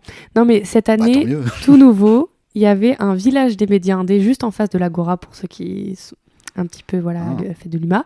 Et du coup, il y avait plein de médias indés qui étaient là. Donc évidemment, il y avait nous, nos voisins, c'était Basta Mag, enfin maintenant ça s'appelle Basta. Il y avait la Déferlante, Socialterre, il y avait la Presse Pas Pareil. En gros, c'est un groupe. Voilà, il y avait pas Fakir. la Presse Pas Pareil. La Presse Pas Pareil, en gros, c'est un groupe. J'espère qu'ils vont pas écouter parce que je vais trop mal décrire. C'est un groupe de presse. J'ai cru que t'allais dire parce que je vais trop mal parler d'eux non, aussi. Non, pas du tout. En gros, c'est un groupe de presse, donc c'est de la presse papier. Ok. C'est de la presse indé, souvent locale. Ok. Et ils se sont regroupés en groupe. Ok, c'est bien. Mais c'est des petits journaux qui font des enquêtes et tout. Enfin, c'est du vrai travail journalistique. C'est bien. Il y avait Fakir, Reporter, Mediapart, Blast, Au Poste, bref. Ah ouais, désolé si j'en oublie, mais c'était vraiment un gros village des médias indés avec plein de conférences tout le week-end. Et il y avait Grunt. Pourquoi j'en parle ? Parce que le soir, il y avait des DJ sets. Donc voilà, franchement, meilleur stand de la fête de l'UMA. Il y avait Grunt. Il y avait Grunt. Mais ça, c'est vachement bien, parce que du coup, qu'ils aient fait ça, ça permet vraiment à des petits médias. Le média, c'est un peu plus gros, mais par exemple, Au Poste, c'est vraiment pas grand monde, quoi. Après, je trouve qu'ils sont grave connus quand même, Au Poste, mais... Oui, mais il y avait Socialterre, il y avait La Déferlante, il y avait Reflet. Je pense qu'Au Poste, ça aurait été compliqué qu'ils aient un stand à eux, et c'est là où je voulais en venir, c'est qu'en fait, ça permet à plein de petits médias comme ça d'avoir un stand au sein d'un gros stand.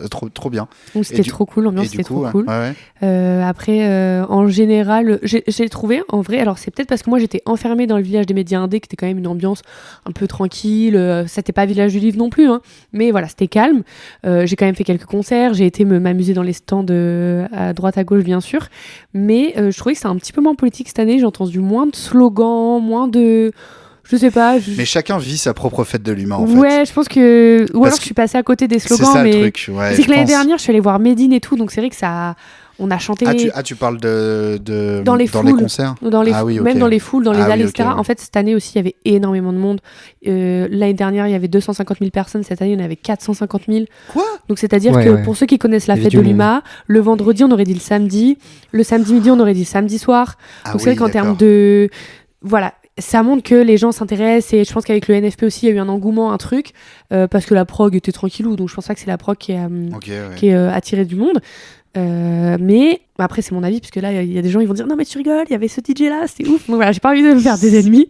Mais voilà, il y avait quand même des gros noms. Oui, mais je veux dire, enfin il y avait quand même énormément de monde, donc ça montre peut-être qu'il y a une sorte de voilà, je sais pas, un truc qui se passe autour de la gauche, des valeurs de gauche et tout. Mais en tout cas, comme d'hab, c'était une fête de l'UMA trop chouette. Après, comme chaque fête de l'UMA, il y a ces petits lots de polémiques. Et je pense que c'est à là que tu veux m'emmener. Alors, mais pas forcément. Parce qu'en fait, évidemment, ça m'y a fait penser parce qu'il y a eu la polémique Mélenchon versus Ruffin. Toi, t'étais Franchement, on l'a pas ressenti. T'assistais à ce débat où il y avait, J'étais pas loin. Raphaël Arnaud. Enfin, oui, bon, en plus, t'étais en face du coup Oui, dans ton j'étais en stand, face. donc de toute façon, voilà. On a bien vu, donc, pour resituer, si vous n'avez pas suivi, il y a une vidéo qui a circulé sur Twitter de la foule, donc, à l'Agora de la Fête de l'Humanité. Pour les gens qui connaissent pas bien la Fête de l'Humanité, l'Agora, c'est un très gros stand où il y a les débats les plus importants, on va dire. C'est une salle de spectacle, en gros, oui, ciel voilà, ouvert. c'est ça. Où il y a les débats les plus importants, donc il y a beaucoup de monde qui peut se mettre devant et suivre ce qui se passe. Et donc, il y avait un débat où il y avait notamment, alors j'ai complètement oublié qui il y avait d'autres, parce que c'est de ça qu'on a parlé, mais il y avait Raphaël Arnaud, donc député LFI et porte-parole de la Jeune Garde Lyon, donc groupe antifasciste, tout ça, et François Ruffin. Et on a cette vidéo qui est prise hors contexte de la foule qui crie Siamo tutti antifascisti. En tapant des mains. En tapant des mains, évidemment, comme à l'accoutumée, j'ai envie de dire.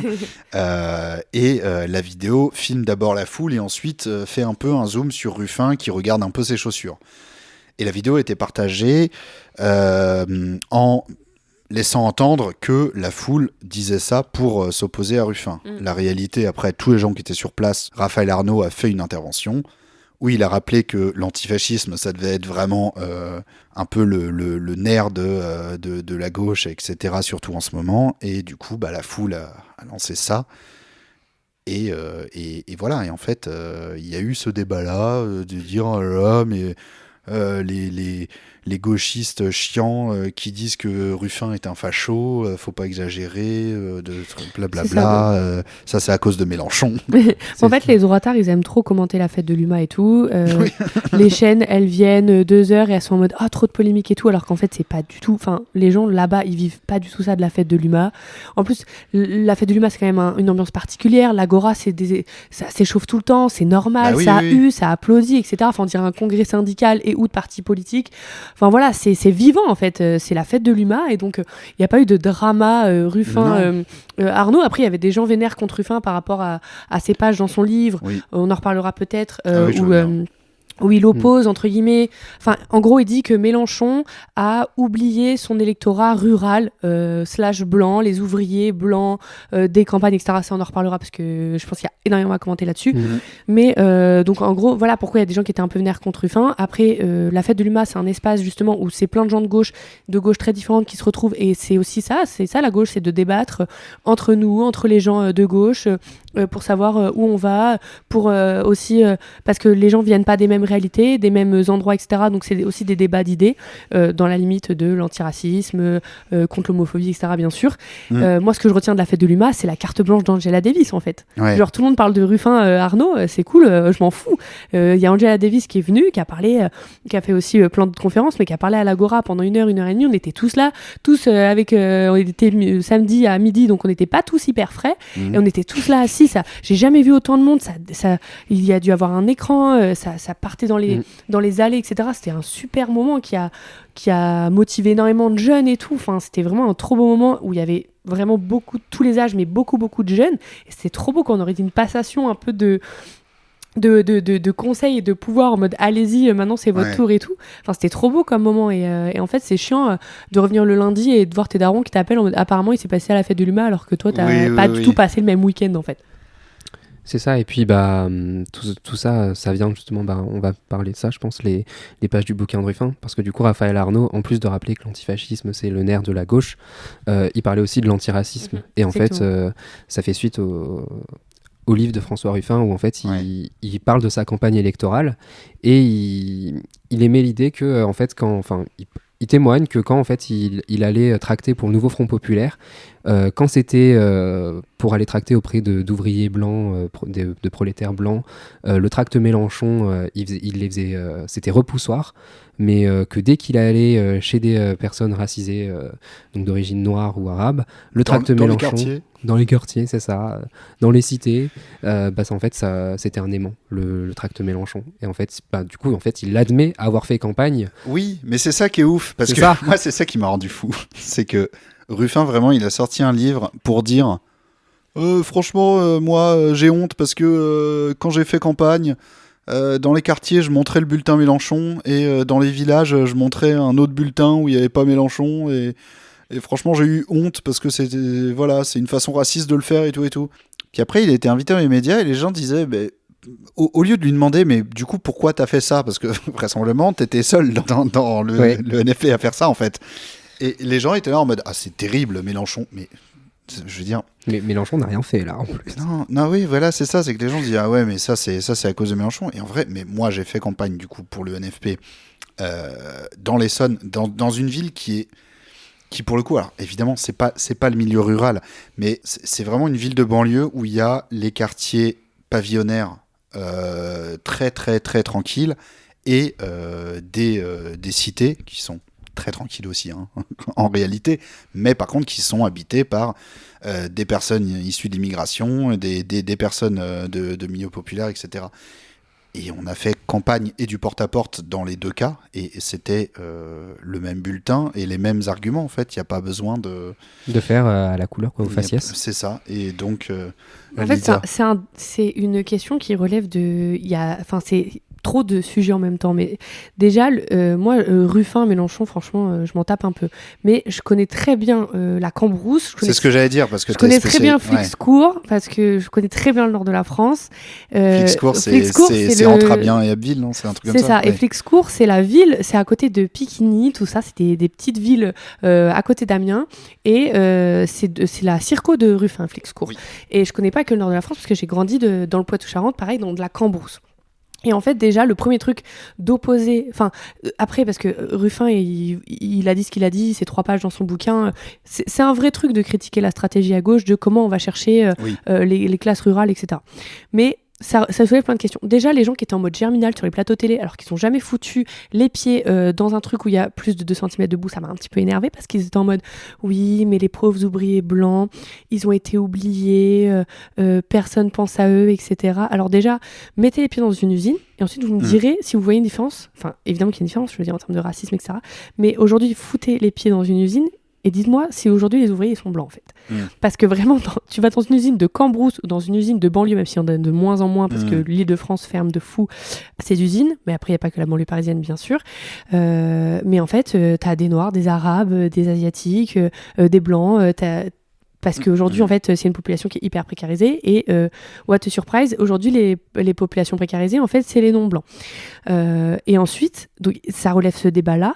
Et ensuite, Ruffin, il se rend pas compte que même si c'est hyper intéressant de critiquer la stratégie à gauche, parce que moi j'ai toujours dit peut-être que la gauche n'a pas été assez cherchée dans les campagnes, peut-être que moi je l'ai vu dans le Poitou-Charentes, la caravane de LFI, elle est jamais passée là où ça vote énormément RN et tout. Ils ont fait Poitiers, ils ont fait Tours, ils ont fait des villes qui votaient déjà à gauche. Alors je comprends que le premier step, c'est de convaincre des gens un petit peu déjà convaincus. Ça franchement je comprends. Là je pense qu'on est arrivé... Et la gauche, elle est arrivée à un deuxième step en mode un plafond de verre, en mode c'est bon, votre base électorale, elle vote déjà pour vous. Donc maintenant, il faut aller chercher. Après, quand les gens ils sont racistes, je parle pas de parler avec les racistes. Par contre, de dire oui, il y a des gens, on s'en fout de les.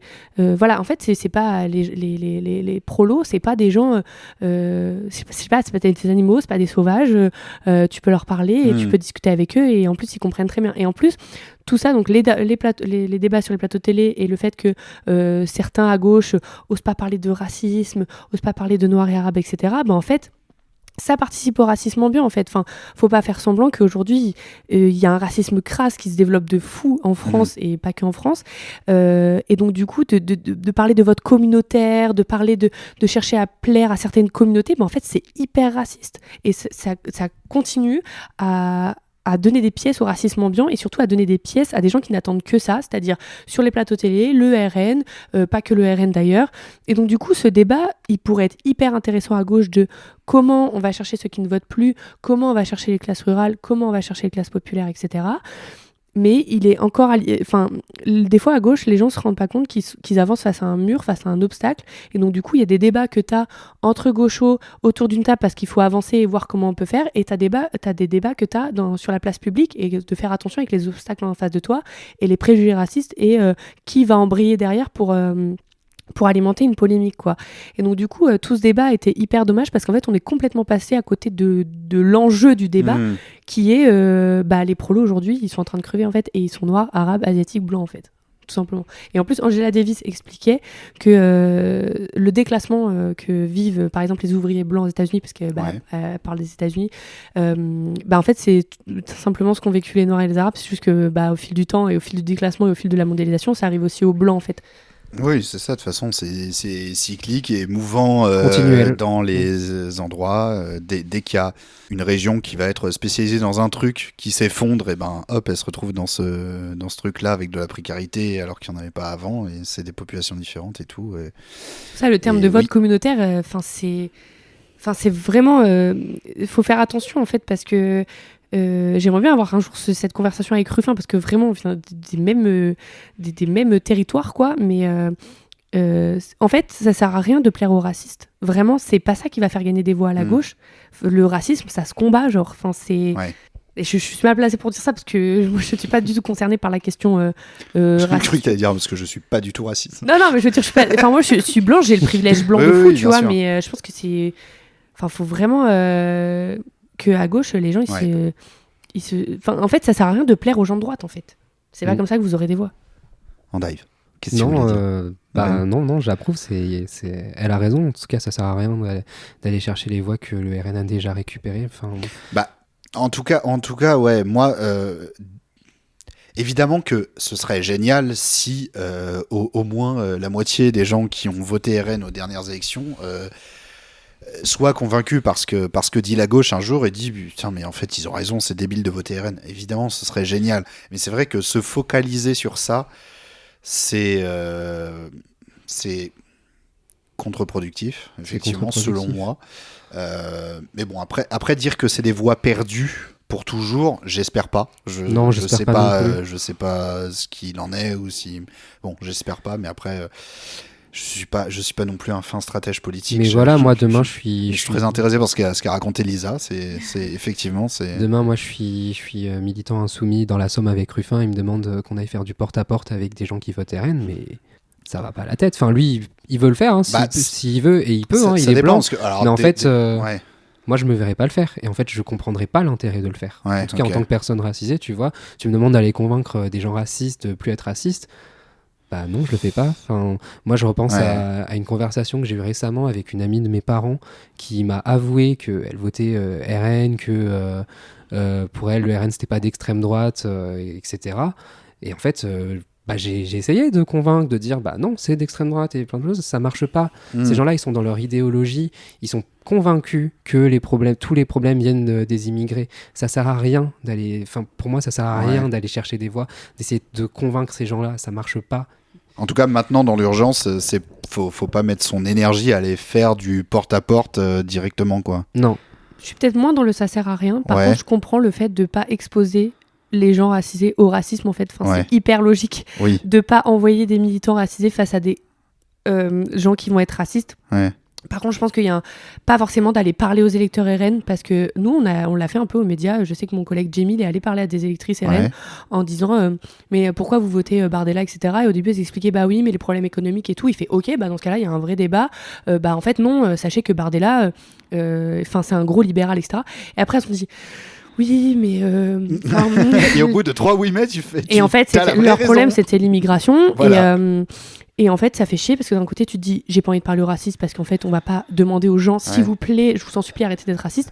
Et de l'autre, tu sais qu'il y a toute une construction sociale et médiatique autour de la haine de l'immigré, de l'étranger. Et le problème, c'est que tout s'est mélangé parce que les gens, il y a une partie de la population, pour elle, un Noir, un Arabe, un Asiatique, c'est un étranger. Donc déjà, je dis pas d'être raciste envers les étrangers, pas du tout. Ce que je veux dire, c'est que le RN a joué sur cette confusion en disant, non, nous, on n'a rien contre les Noirs, les Arabes, etc.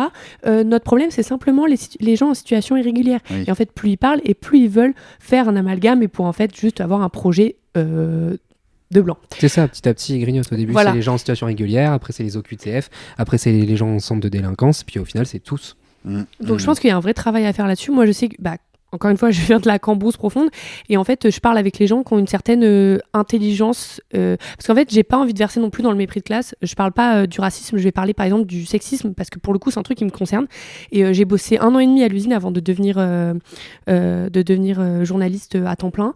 Et je sais que par exemple, j'avais pas mal de blagues misogynes. Et quand j'expliquais à mon collègue en disant bah écoute, ça c'est misogyne, je vais t'expliquer pourquoi. S'il le recommençait, j'étais en mode bah toi je te parle pas en fait, t'as pas d'intelligence émotionnelle, ça sert à rien. Par contre le mec, si je lui expliquais bah écoute, et c'était des blagues vraiment vénères, hein. Et pas des blagues en fait, c'était clairement du harcèlement sexuel. Ouais. Et donc du coup quand je lui dis bah écoute là ce que tu viens de faire, ce que tu viens de dire c'est pas drôle du tout parce que machin et tout, et qui me dit bah écoute je suis désolée, je savais pas du tout machin, bah ça tu vois, je me dis, il y a une capacité à apprendre. En fait, je juge pas les gens sur ce qu'ils sont, je les juge sur la capacité à apprendre. Pas du tout pareil avec le racisme où il y a vraiment des gros rapports de domination et que bah, je suis pas du tout bien placée pour en parler, c'est pour ça que je parle de sexisme. Par exemple, mais à côté de moi, j'avais un collègue qui était étudiant, qui avait tout le capital socioculturel pour comprendre qu'est-ce que c'était la misogynie, etc. Lui, il continuait à me faire des blagues sexistes tous les jours. J'étais en mode, bah, en fait, à un moment donné, j'ai pas envie de dire des gros mots dans ton podcast, mais j'étais en mode, je ne te parle pas, ça sert à rien. Tu peux dire des gros mots. Bah, j'avais envie de te dire, bah, te faire foutre. Donc, tu vois, si c'était ça le gros mot, t'inquiète pas. Non, mais voilà. Et donc, du coup, ce que je veux dire, c'est que je suis pas dans la. C'est pour ça que je dis que c'est un vrai débat et que j'ai pas la question, la solution et tout. Que les pages de Ruffin où il dit, bah voilà, la stratégie à gauche, comment aller chercher les gens qui sont tombés dans le RN et tout, c'est un vrai débat à avoir et je pense qu'il peut être intéressant. Par contre, pas oublier le combat antiraciste où on doit pas du tout être tolérant là-dessus et pas dire. Et en fait, ce qui m'énerve vraiment, ces dernières tendances, ces dernières années, c'est que les gens de gauche, et je pense à Roussel, je pense à d'autres, ont trop voulu plaire aux gens de droite en mode, s'il vous plaît, donnez-nous de la street cred, etc. Et en fait, la gauche, à la base, c'est un rapport de force. C'est pas genre, on veut, s'il vous plaît. À Roussel, ça a bien marché, hein. Oui, en plus, ça marche pas. T'entends n'importe quel éditorialiste de plateau, droite, machin, de droite sur un plateau. Dès que tu leur parles de Ruffin, ils font Ruffin, oui, Ruffin, pardon, de Roussel. Et ils commencent à le dire pour Ruffin maintenant. Le métissage Roussel-Ruffin. Depuis que Ruffin a clairement dit j'en ai marre de Mélenchon, là sur les plateaux, il commence à dire Ruffin, voilà, Ruffin, il est sérieux lui. Mais bien sûr, parce que quelqu'un qui crache sur Mélenchon, oui, voilà, de gauche. Mais Roussel, ils sont vraiment en mode. Roussel, quand il est reçu au MEDEF là, pendant les universités d'été, ils sont contents. Roussel était à côté de Roux de Bézieux à une épreuve des JO. Il y a une photo qui a circulé. Ils sont amusés à se faire prendre en photo Geoffroy Roux de Bézieux, donc ancien président du MEDEF, à côté de Fabien Roussel. Et il y a une photo où ils sont côte à côte et les deux lèvent le poing. Et tu sais, genre, Roux de Bézieux et Hilar, genre en mode, alors, moi je suis communiste aussi. Le communisme. T'es là, tu vois la photo, tu fais, mais. Désolé, mais normalement, normalement, tu le dégommes. Je veux dire, il est là. Non, mais c'est lui, moi, je pense que ça a été juste pour la photo et que derrière, Fabien Roussel, il lui a fait les poches. Il a taxé le super riche. Bien sûr, oui, sûrement, voilà. sûrement. Ouais. Il a taxé le super profit, il l'a fait avant le programme. Et pour clore un petit peu, c'est vrai que de créer une dichotomie, de créer une opposition entre quartier populaire, sous-entendu noir et arabe, et classe pop, classe prolo, classe rurale, en fait, c'est un peu faire le jeu de la droite et l'extrême droite pour moi, même si il faut absolument pas de dire qu'il y a des problématiques communes, c'est pas non plus enlever que il y a des populations qui sont beaucoup plus discriminées que les autres, notamment les populations qui ne sont pas blanches. Donc c'est important aussi de garder l'identité des combats, mais par contre d'opposer banlieue, classe pop, classe rurale, quartier populaire, etc., noir et arabe, machin, je trouve que c'est un peu tomber dans un jeu de... Je trouve ça dangereux et en plus faux sociologiquement et en termes de lutte des classes en fait. Et puis de toute façon, Ruffin, c'est pas la première fois qu'il montre que son antiracisme, il est bateau et ça marche pas. Enfin, il y a cet extrait de France Inter à l'époque qui a beaucoup tourné où pour le jour où il y a une manifestation contre l'islamophobie, il dit non, j'ai foot. Ou plus récemment, ces prises de position pas très claires sur Gaza, enfin même elles sont très très creuses en fait. C'est juste faire un tweet pour dire c'est le feu à Gaza, mais il y a aucun réel engagement et aucune. Tu sens qu'il n'est pas vraiment informé sur le sujet et ça se voit encore plus là quand il a annoncé son. Ça c'est un truc c'est un truc que j'acceptais un peu au début. et que je trouvais même un petit peu genre sincère chez Ruffin, et que je me disais je préfère ça que de gens qui font semblant. Je parle vraiment de 2017 quand il a commencé à être député, etc. Lui, on sait que Ruffin, il a ses spécialités dans les usines, dans le rural, dans le machin, ce genre de trucs. Et quand on lui posait des questions sur l'international, il disait écoutez, moi c'est pas un sujet sur lequel je vais m'exprimer comme ça. Mais c'est vrai, juste le racisme, juste ça, essaye d'avoir. Si à chaque fois tu bottes en touche, c'est que c'est bizarre, c'est que on dirait que. C'est ça, voilà, et surtout ça fait 7 ans qu'il est député, qu'il s'est assis aux côtés des insoumis, qui sont quand même assez clairs sur le combat pour l'antiracisme et tout ça. À un moment, tu t'informes. Et combien de fois, ces dernières années, on a entendu parler de violences policières racistes, de la loi immigration, qui sont des lois antisociales et qui touchent par conséquent des travailleurs non blancs, comme le disait Lisa. Pourquoi ils ne s'informent pas dessus ? Et j'ai l'impression qu'il a toujours peur de vexer son électorat. Mais c'est du mépris de classe, parce que genre les campagnards, ils sont pas tous racistes. Alors ouais, il y a grave de racisme dans les campagnes, mais les bourgeois, je peux vous dire que il y a un bon lot de racisme aussi. Faut pas oublier que le vote d'extrême droite, le vote RN, le vote Zemmour, c'est des votes aussi extrêmement bourgeois. Et donc en fait, s'il y a bien un truc qu'on partage en France, c'est le racisme. Et je suis dégoûtée, bien sûr. Mais ce que je veux dire, c'est que en fait, faut pas croire que ton électorat il va être dégoûté parce que t'as dit qu'il fallait pas être raciste. Ou alors, c'est que change ta stratégie. Ou alors, je sais pas, c'est trop bizarre. Ou alors, à un moment, t'es un minimum droit dans tes convictions. Et si tu perds une partie de ton électorat, de force, en fait. Bah, tu t'en fous. Je sais pas. Peut-être que tu vas perdre une partie de ton électorat, mais peut-être que tu vas en rassurer et amener une nouvelle. C'est ça. Un nouveau, justement. Ou éduquer ton électorat aussi. C'est ça. Enfin, vraiment, dans ma cambrousse, quand je dis faut pas être raciste, les gens ils sont pas tous en mode on ne parle plus parce que t'as dit qu'il fallait pas être raciste. Spoiler alerte, il y a des gens qui sont pas racistes dans les campagnes en fait, et c'est ça ton électorat. Et après tu vas bosser, tu vas sur les plateaux et tu tergiverses pas avec le racisme, et peut-être que ça éduquera la population aussi, parce que il y a moi au début j'ai l'impression que je suis comme Mélenchon alors que pas du tout, mais moi, j'ai cru longtemps à la théorie fâché mais pas facho, tu vois. Et en fait, plus t'avances dans l'antiracisme, plus tu parles à des gens, plus tu t'éduques, plus tu en fait, tu te rends compte que ça n'existe pas. Genre, si les gens ils sont racistes, si les gens ils sont fachos, les gens ils sont racistes et les gens ils sont fachos. Par contre, je sais, et on fait souvent l'amalgame, qu'il y a des gens qui savent pas où ils habitent, qui votent pas RN, mais qui pourraient croire à certains discours à la télé, genre en mode ah ouais, et c'est pas forcément contre les immigrés et tout, c'est plus par exemple quelqu'un qui va être au SMIC et qui va dire ouais, mais c'est vrai que s'il y avait moins de chômage, peut-être que je serais mieux payé, tu vois. Et là, faut embrayer, il faut expliquer avec des chiffres, c'est pas une histoire de propagande, c'est que pour le coup, c'est faux, tu vois. Si vraiment t'en as marre d'être mal payé, ton ennemi, c'est pas le chômeur, c'est les ultra riches. Et donc du coup, ça c'est un truc qui a rassemblé pas mal de monde et qui a basculé pas mal de monde à gauche aussi, même dans les classes pop, dans les classes ouvrières, etc. Et c'est pour ça que je parlais il faut vraiment discuter et voir comment se profile la stratégie à gauche, parce que la réflexion de Ruffin pourrait être intéressante, mais par contre, quand il n'y a pas de tolérance avec le racisme, en fait, c'est la ligne rouge. Et il y en a, ils aiment trop jouer avec cette ligne rouge-là, parce qu'il y a une sorte de déjà ménager. Eux-mêmes pour ménager, puis même eux-mêmes ils ont une certaine tolérance avec le racisme, ça veut dire aussi, parce que quand t'es pas concerné, forcément voilà. Et donc c'est des trucs qui devraient pas être pardonnables à gauche, en fait, genre venez, on a des lignes rouges, c'est l'antiracisme, et après on discute et on voit comment on fait. T'auras peut-être ce débat-là avec Ruffin à la fête de l'UMA 2025. J'aimerais beaucoup l'interviewer, je lance l'invitation. Je sais pas, je crois pas qu'il écoute le 1000e tour. Je sais pas si après avoir écouté tout ce qu'on a dit sur lui, il accepterait forcément. pas trop du genre. Non, je vais rebifurquer sur la fête de l'UMA, parce que du coup je repensais à la fête de l'UMA, je me dis quand même ça me manque. Je me dis il y a des gens peut-être qui connaissent pas la fête de l'UMA, parce qu'il y a ce qu'on en montre et tout. La fête de l'UMA, c'est un endroit où il y a très peu de places ouvertes à part devant les scènes de musique. C'est vraiment des allées avec des stands plus ou moins grands. Et en fait, il y a globalement à peu près un stand par section locale du PCF, principalement, parce que historiquement, évidemment, c'est l'Humanité qui était le journal du PCF et ça a gardé un lien très fort. Mais toutes sortes d'organisations qui se payent leur petit emplacement.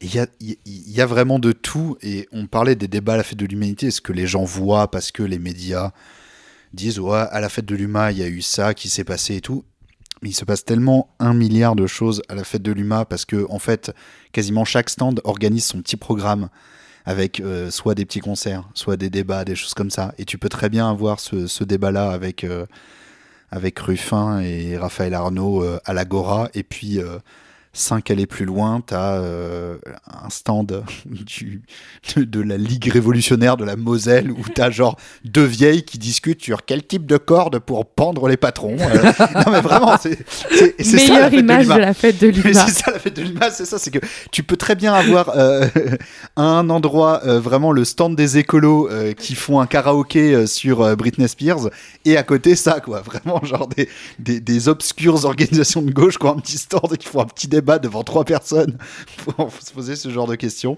Et voilà, si vous n'avez jamais été à la fête de l'UMA et que vous avez l'occasion d'y aller, allez-y. Chacun vit sa propre fête de l'UMA. C'est pour ça que...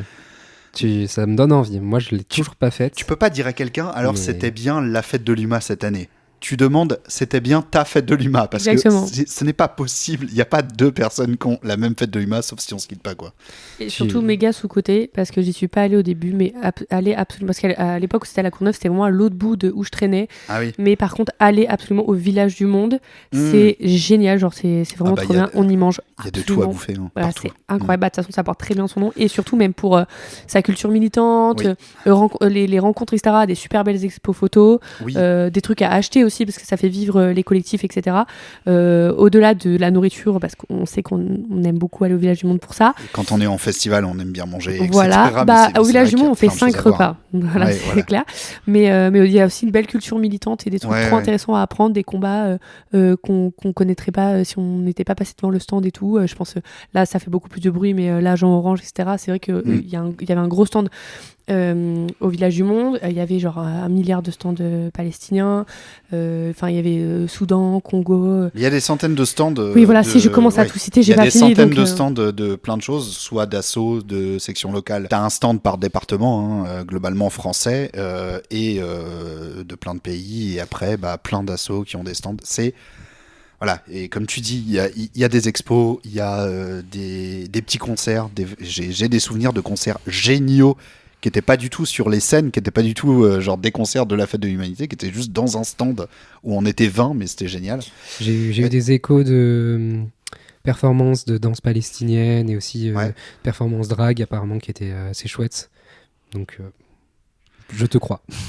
Gros big up au stand des Invertis. C'est-à-dire qu'il y avait tellement de monde qu'on ne pouvait pas rentrer dans le stand. Et ça, pour le coup, je ne l'ai jamais vu. Les Invertis, c'est une asso, je sais pas si c'est une asso officiellement. Un collectif. C'est un collectif, mouvement, LGBTQI+.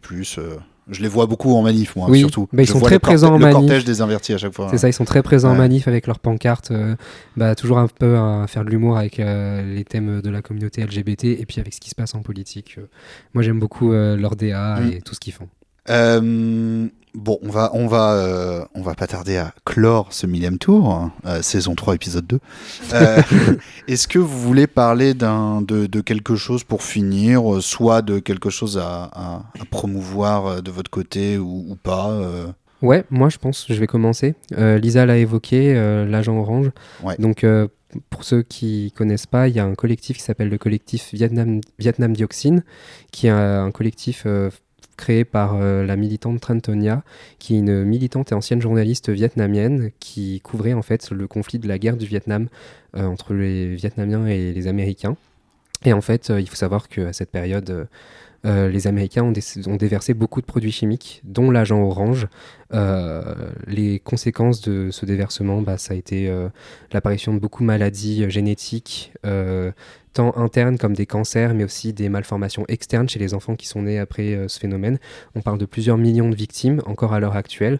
Il y a encore beaucoup d'enfants qui sont en situation de handicap au Vietnam à cause de l'agent orange. Et en fait, aujourd'hui, Trentonia, elle est dans une bataille juridique pour en fait faire traîner en justice les 14 géants de l'agrochimique, dont Bayer Monsanto, qui en fait aurait fourni délibérément les quantités d'agents orange au gouvernement américain. Il faut savoir que le gouvernement américain avait demandé une certaine dose et qu'en fait apparemment les sociétés en auraient fourni beaucoup plus que ce qui était demandé par le gouvernement américain. Donc ça veut dire les sociétés ont fait le choix délibéré d'ajouter encore plus de produits chimiques. Et récemment en fait Trantonia a perdu son procès en appel. Ouais. Elle a donc été condamnée à devoir verser 1 500 € à chacun des acteurs de l'agrochimique, des géants. Et du coup, ils vont en cassation. Je ne sais plus quand a lieu le procès, mais en attendant, si vous voulez et si vous pouvez soutenir financièrement le collectif Vietnam Dioxine, déjà en suivant les actions sur les réseaux sociaux. Et au-delà de ça, vous pouvez soutenir financièrement. Je sais que souvent, il y a des repas de charité qui sont organisés. J'y suis allé une fois, on mange très bien. C'est l'occasion aussi de rencontrer d'autres militants vietnamiens pour les personnes asiatiques qui m'écouteraient, militantes.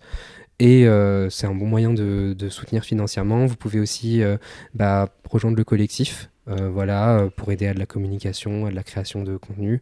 Et au-delà de ça, il y a aussi...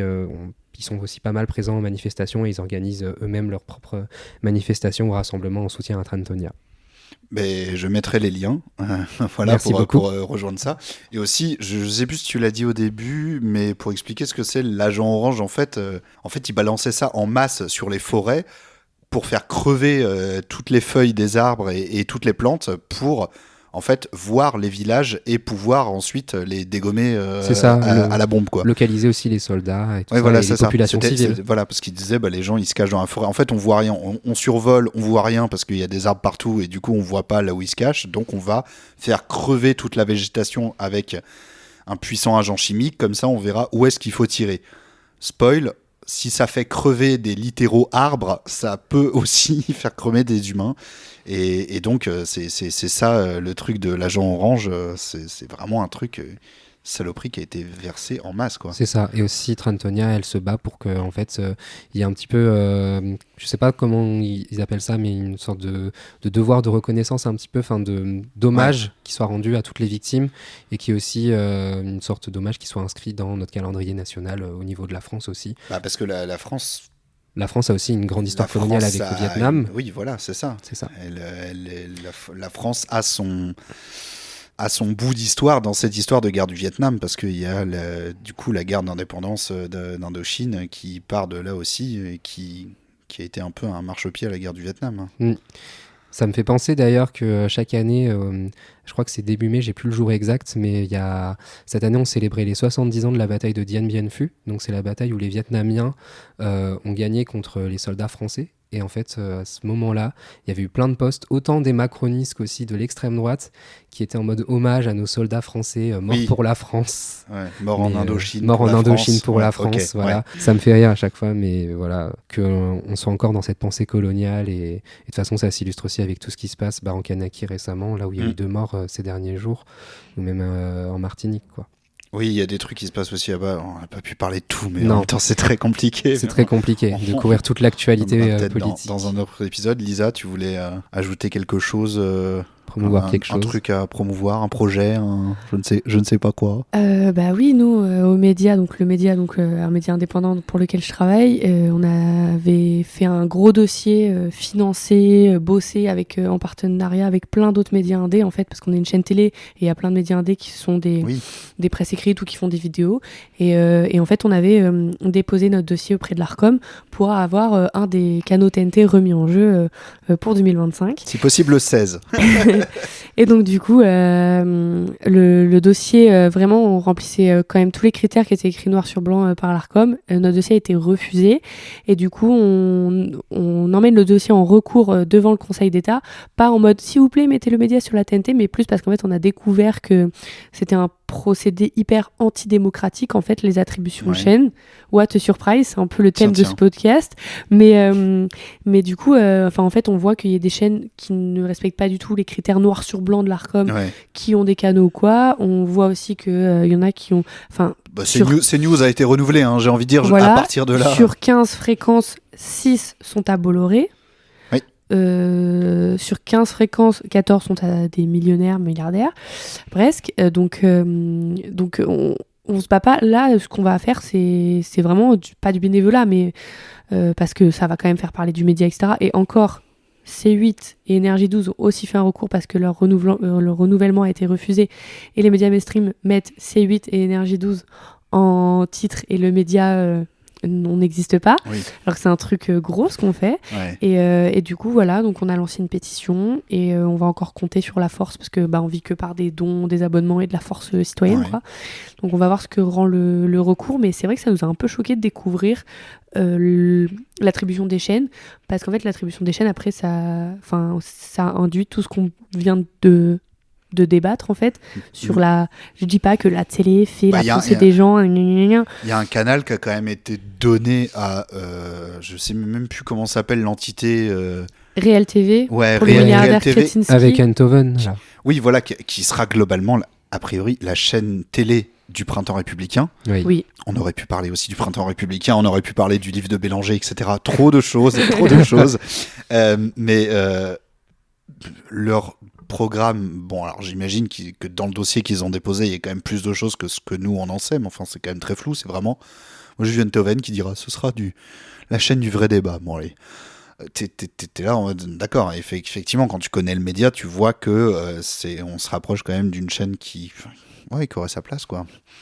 Et là, le truc du Printemps républicain, aux yeux de l'ARCOM, ça a sa place. Mais parce que c'est pour ça qu'on fait le recours. Le média, c'est de la propagande gauchiste, donc voilà. C'est ça. Il faudrait pas éveiller nos concitoyens. Non, mais en fait, c'est une chaîne qui est orientée. Il faut de la. Il faut de la neutralité. Il faut de la neutralité. Et je préfère le dire, on n'est pas un CNews de gauche, parce qu'en fait, il n'y a pas d'inverse au racisme. Donc, on est peut-être un BFM de gauche. Dis bien. Voilà. Non, mais parce que ça m'énerve, la chaîne de gauche radicale. Alors on s'assume de gauche, parce que nous, on assume notre ligne éditoriale. Après, encore une fois, c'est qu'un point de départ. Ça ne veut pas dire qu'on traficote les informations, qu'on ment, etc. Non, ça s'appelle un point de vue, comme toutes les zones chaînes. Et être de gauche, c'est juste être normal et intelligent, juste à mes yeux. Donc. Voilà, c'est juste démonter les mensonges de Bruno Le Maire. Ça dans le dossier, il y a juste marqué ça, c'est peut-être pour ça aussi. Non mais voilà. Donc, vous avez donné une feuille A4 à l'ARCOM sans démonter Bruno Le Maire. Clairement. Bon.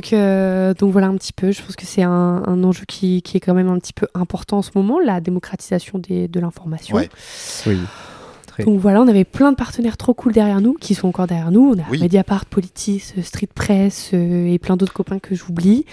Donc voilà, soutenez les médias indépendants. Mais avant ça, soutenez Vietnam Dioxine quand même. Bien sûr. Voilà. Et après les médias indépendants. Mais... les deux sont très importants pour moi. Faites-vous vos petits programmes. Parce que à quelle heure je soutiens ça. On peut se faire des... Je me dis, une fois que le média est à la TV, on peut venir faire des interventions. Donc ça nous donne de la visibilité. Les deux vont dans ce sens-là. Voilà. Eh bien, tous les liens, évidemment, des trucs dont on a parlé là, seront dans la description du podcast. Et puis, merci.